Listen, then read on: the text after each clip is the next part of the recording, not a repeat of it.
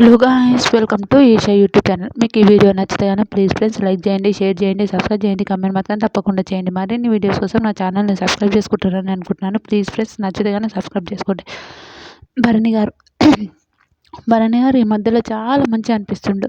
Okay, ఆ relations అంతా దూరం పెట్టి చాలా కొంచెం పక్కలు పెడుతున్నాడు. హ్యాపీ. ఇంకా దివ్యని దూరం పెడితే మాత్రం భరణి గారు టాప్ 5లో ఉంటాడు. 100% నేను రాసిస్తా. నిజంగా Bharani garu super super super super. ప్రజల్లాగా ఉన్నప్పుడు తెలుగు మాట్లాడతాడు. ప్రజల రాజుల నిరంకుశత్వం తగ్గించాలి అని గౌరవ్కి కూడా తెలుగు నేర్పేయడం, ఇట్లాంటివి అయితే భలే అనిపిస్తుంది. ఎంత బాగా అనిపించింది అంటే నాకైతే సూపర్ అనిపిస్తుంది.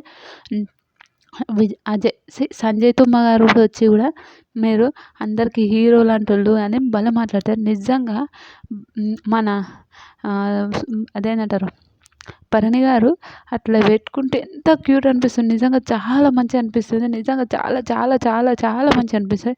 ప్రజల్లాగా న్యాయం చేసింది భరణి గారు. ఇమాన్యుల్ అయినా సుమన్ అనే వీళ్ళు ముగ్గురు ప్రజలకు న్యాయం చేసినట్టు ఎంత బాగా చేశారు. ఎంత అయినా